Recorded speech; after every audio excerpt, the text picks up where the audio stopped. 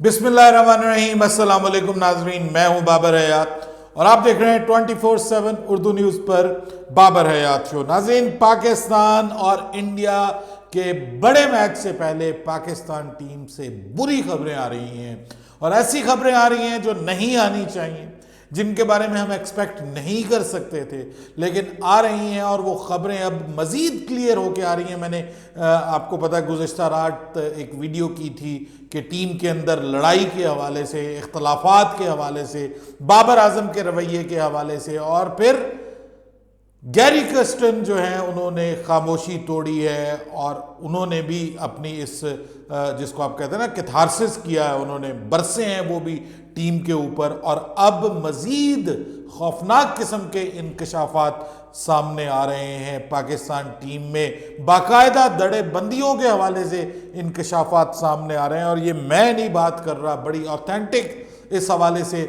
हमें खबर मिली है और वो आपके साथ शेयर करने जा रहा हूँ। बाबर और गैरी कर्स्टन के दरमियान शदीद किस्म के इख्तलाफात सामने आ रहे हैं और गैरी कर्स्टन को बाबर आजम कहीं भी नहीं लिख रहे, बाबर आजम गैरी कर्स्टन की बात नहीं मान रहे।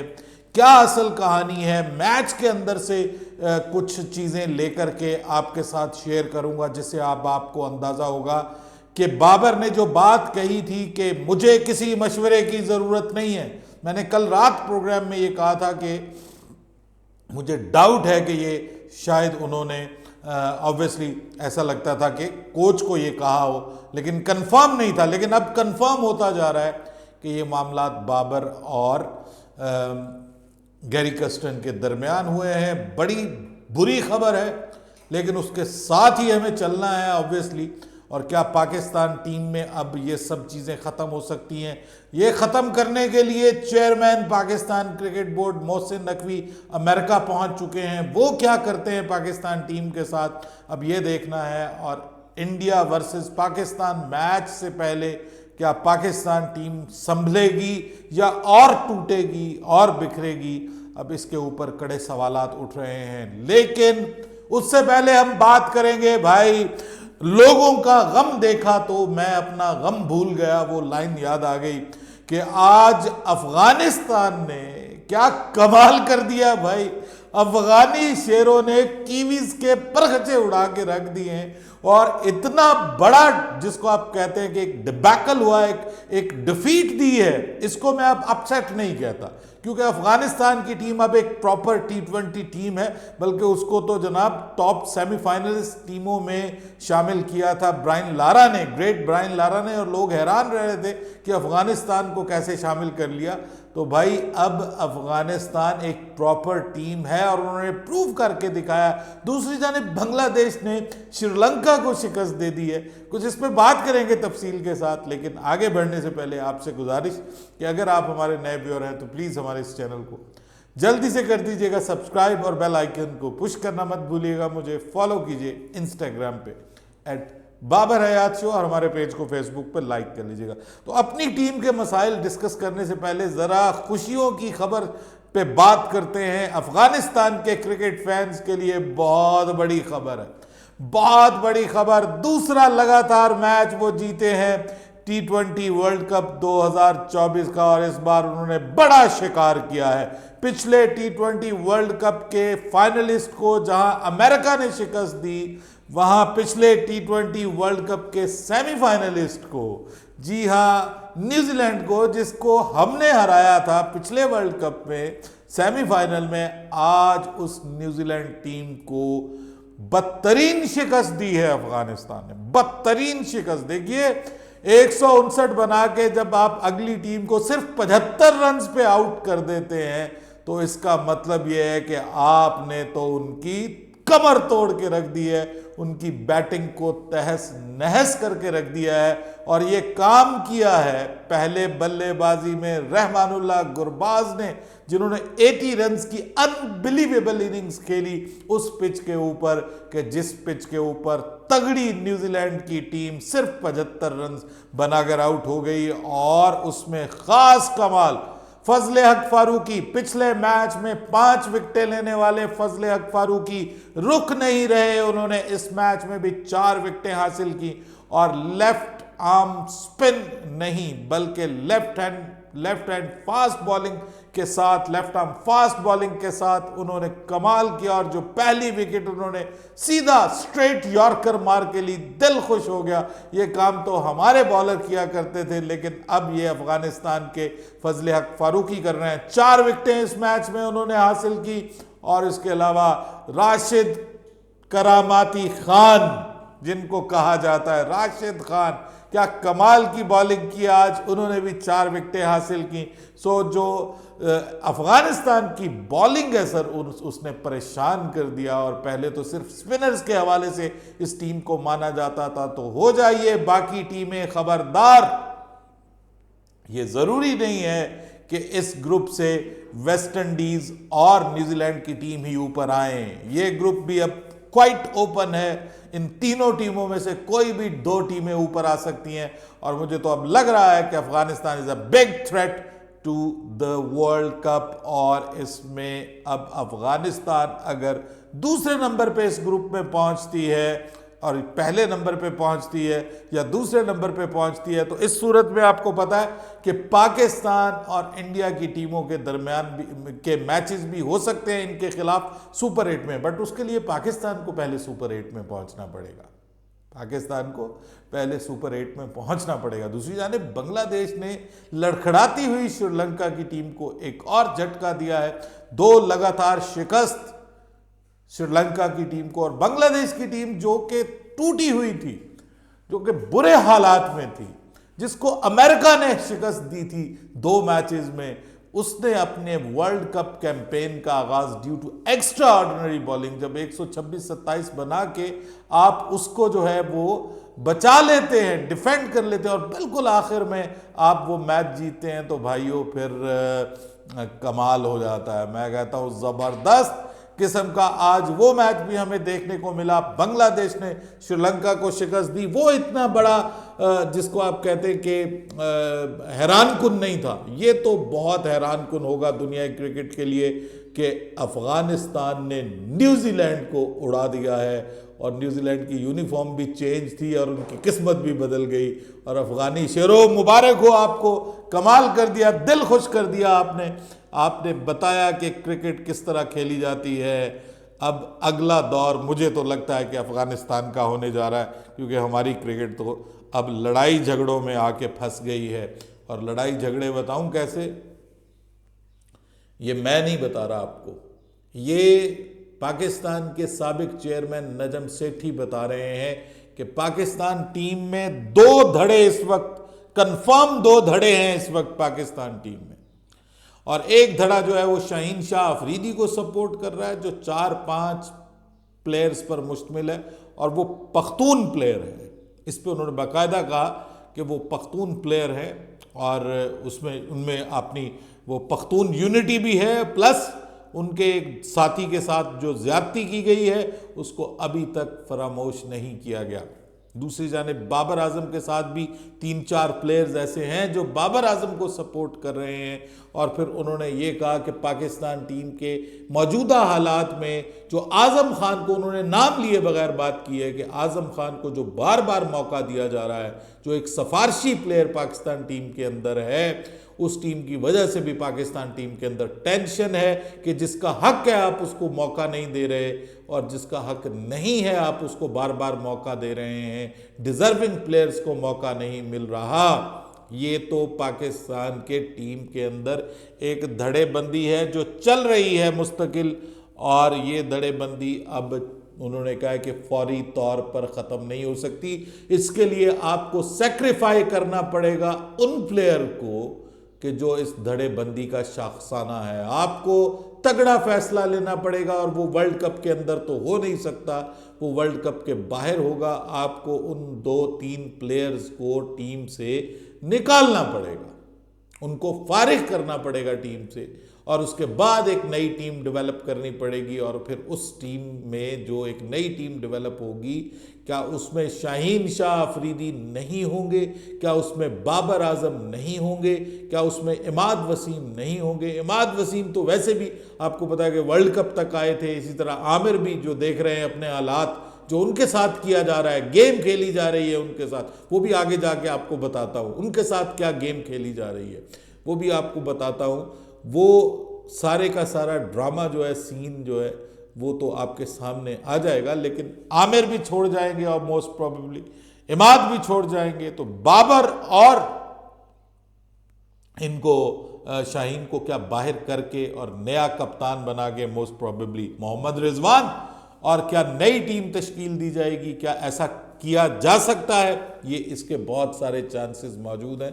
और कुछ इस किस्म की धमकी ही दी है पाकिस्तान टीम को मोहसिन नकवी ने, जिन्होंने कहा है कि एक नहीं जाएगा, दोनों जाएंगे, सारे जाएंगे। यानी जो जो इख्तलाफात की वजह बन रहे हैं टीम के अंदर, उन सबको मैं फारिग कर दूंगा और ये कोई चक्कर नहीं है। बाय द वे, उनको सबसे पहले जो आपके इस वक्त करता धरता क्रिकेट के बने हुए हैं वहाब रियाज, सबसे पहले उनको फारिग करने की ज़रूरत है।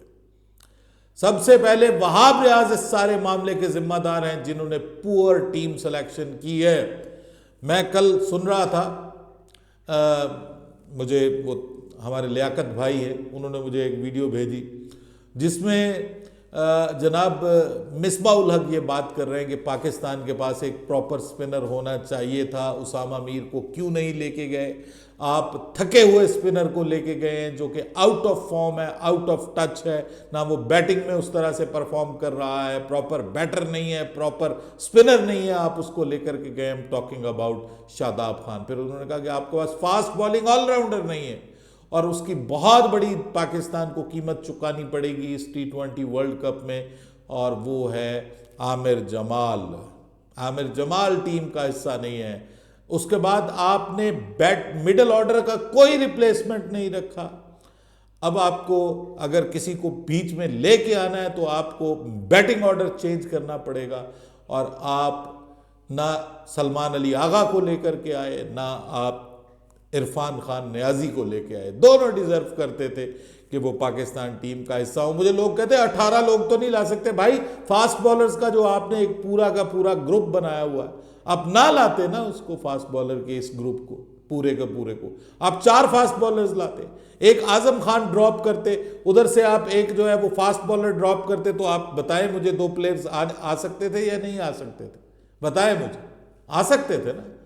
तो यही चीज है भाई, यही चीज है। और फिर ये सबसे बड़ा ड्रामा पाकिस्तान टीम का sir Iftikhar Ahmed, way better than Iftikhar Ahmed is Irfan Khan Niazi. ये मैं आपको बता रहा हूं, पाकिस्तान को ये काम करना पड़ेगा।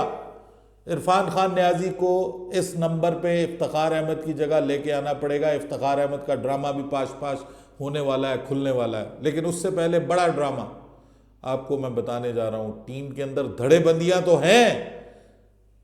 बाबर आजम और गैरी क्रिस्टन दोनों के दरमियान तल्ख कलामी हुई है। यह बात अब क्लियर हो गई है, और इस हवाले से भी उन्होंने बताया कि मुझे पता चला है, नजम सेठी ने, कि इन दोनों के दरमियान भी तल्ख कलामी हुई है।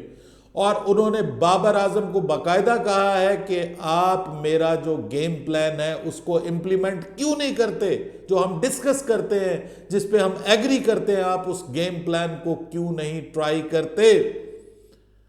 और इस पे उन्होंने कहा कि जी आप क्या मुझे मशवरा देंगे, मुझे सब कुछ पता है, मैं ऑन ग्राउंड होता हूं, वहां की कंडीशन के हिसाब से मुझे फैसले करने पड़ते हैं, आप कौन होते हैं मुझे मशवरा देने वाले? मैं वहां पे आपका गेम प्लान कैसे जो है वो एग्जीक्यूट करूं? वहां पे मुझे देखना पड़ता है कि क्या करंट सिचुएशन है।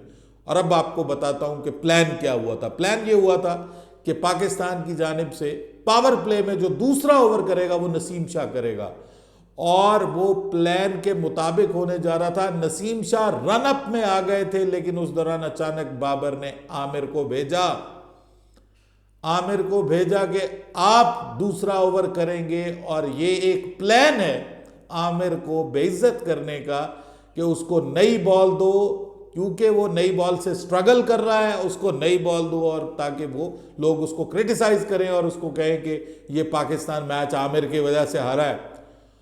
और फिर इवन जो गेम प्लान की बात आप कर रहा हूं, मैंने कल मिड ऑफ की बात की, बार बार आपसे मिड ऑफ की बात की, जो राइट आफ्टर द मैच मैंने वीडियो की मैंने किसी का कोई प्रोग्राम नहीं सुना। मैं कोई एक्स क्रिकेटर नहीं हूं, लेकिन मुझे क्रिकेट की सेंस है अल्हम्दुलिल्लाह, जिसकी वजह से मैं आज यहां पे बैठा हुआ हूं। और दावा नहीं करता, लेकिन मैंने क्रिकेट बहुत खेली है और बहुत देखी है, ठीक है। और इसी वजह से मैं कह रहा था कि मिड ऑफ का फील्डर आपका जो है वो कहां पे होना चाहिए, लॉन्ग ऑफ पे होना चाहिए। और अब मैंने वीडियो बाकायदा देखी है कि जो कोच गैरी कर्स्टन है वो दूर से इशारा कर रहा है कि इसको पीछे करो, और बाबर को फिर भी समझ नहीं आ रही ये चीज। मिसबाउल हक भी कह रहे हैं कि भाई जब आप यॉर्कर कर रहे हैं और आपका फुल लेंथ और स्लो बॉल करवाने का आपका प्लान है, तो आप मुझे बताएं, और फिर 5 रन रिक्वायर्ड है, तो आप मुझे बताएं कि आपका मिड ऑफ वाला आगे क्या कर रहा है। बंदा लॉन्ग ऑफ पे क्यों नहीं है, लॉन्ग ऑन का लॉन्ग ऑन पे क्यों नहीं है। और यही बात की है अहमद शहजाद ने, जिसने ये कहा है कि पाकिस्तान के क्रिकेट की तबाही हो गई है, और वो इस वक्त आया है वापस कहां से, डोमेस्टिक क्रिकेट से। और उसने कहा कि पाकिस्तान के डोमेस्टिक क्रिकेट में कोई क्रिकेटर है ही नहीं है। विल यू बिलीव दैट कि मैं कल बैठने शुरू हो गया देखने कि भाई पाकिस्तान में हमारे पास चॉइसेस क्या है नेट रन रेट जिनका स्ट्राइक रेट अच्छा हो। भाइयों एक भी बॉलर बल्लेबाज नहीं है पाकिस्तान के पास जो पीछे बैठे हुए हैं, जिनको साहबजादा फरहान की हम बात करते हैं, सलमान अली आगा की बात करते हैं, अब्दुल्ला शफीक की बात करते हैं, हम इन सब की बात करते हैं। भाई एक भी नहीं है, एक भी नहीं है। सिर्फ मुझे जो लड़का नजर आया ना वो 130 प्लस के स्ट्राइक रेट से, 135 136 के स्ट्राइक रेट से, वो सिर्फ इरफान खान न्याजी है। बाकी सब इससे भी पीछे हैं, 120s में हैं।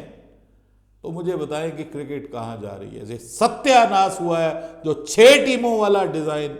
आई am really sorry to say that, Imran Khan sahab ने जो ऑस्ट्रेलिया की तर्ज पे पाकिस्तान क्रिकेट को बनाने की कोशिश की है ना, वो जो 6 टीमों वाला डिजाइन, उसकी वजह से पाकिस्तान का डोमेस्टिक क्रिकेट तबाह होकर रह गया है, और अब वही आपको भुगतना पड़ रहा है। अब आपके पास कोई पीछे बैकअप में बल्लेबाजी नहीं है T20 का, आपके पास सफारशी हैं, आपके पास नेपोटिज्म पे आए हुए लोग हैं। और अहमद शहजाद ने वाजे तौर पे, वो बाकायदा रो पड़ा है कल, वो कह रहा है कि इस हद तक हालात है कि मुझे घुटन महसूस होती थी वहां पे कि जिस तरह से पाकिस्तान की डोमेस्टिक क्रिकेट को लेकर के चला जा रहा है। भाइयों वो जो देखिए, आपने कल गौर किया होगा मैच में कि जब सुपर ओवर की बात आई है, तो सुपर ओवर में भी उसको बेचारे को कुछ पता नहीं था, गैरी कर्स्टन को, कि कौन आ रहा है बैटिंग करने के लिए। और एक वक्त में तो ऐसा लग रहा था कि पाकिस्तान टाइम आउट हो जाएगा, यानी पाकिस्तान के प्लेयर्स बाहर नहीं आ रहे थे और कंफ्यूजन थी। और वो ऊपर देख रहा था, पहले शादाब को लाने का प्लान था और फिर कहा कि नहीं शादाब को बाद में भेजेंगे। वो ऊपर देख रहा था बेचारा गैरी कर्स्टन उधर ड्रेसिंग रूम में कि किसको भेजा जाता है, यानी उसके नॉलेज में भी नहीं है, उससे मशवरा भी नहीं किया गया। अब आपको पता चलेगा आहिस्ता आहिस्ता कि कप्तानी किसको कहते हैं। और जो कहते हैं ना हमारा किंग बॉब्जी द किंग, उनको पता चलेगा कि उनका किंग किस लेवल का कप्तान है। इज्जत नहीं चाहिए आपको, मैं बार बार कहता था कि कप्तानी से जान छुड़ाओ, अपनी इज्जत बचाओ, तुम्हारे बस का रोग नहीं है बाबर आजम कप्तानी। और नंबर 3 पे बैटिंग करने के लिए आ जाओ, लेकिन बाबर आजम को इज्जत अजीज नहीं, यही वाजे हो रहा है। पाकिस्तान वर्सेस इंडिया मैच से पहले जब आपको ये सारी चीजें मिल रही हों, तो उसके बाद आप क्या तवक्को करते हैं कि पाकिस्तान इंडिया मैच में क्या होगा। टूटी हुई, बिखरी हुई, डिवाइडेड टीम, जिसमें कोच और कप्तान आपस में नहीं मिलके बैठ पा रहे और टीम के अंदर धड़ेबंदियां हैं, वो टीम क्या भारत को शिकस्त दे पाएगी। अब ये काम करवाने के लिए मिस्टर चेयरमैन वहां पे गए हुए हैं। अब वो क्या करते हैं, ये 24 घंटों में क्या वो टीम को एकजुट कर पाते हैं, वो टीम के अंदर धड़ेबंदियां खत्म कर पाते हैं, वो टीम को कुछ धमकी शमकी दे के उनको कुछ उस पर लाने के लिए कामयाब होते हैं या नहीं होते, ये हमें देखना है। अपनी राय दीजिएगा कमेंट सेक्शन में। बाबर हयात को इजाज़त दीजिएगा। अल्लाह हाफिज़।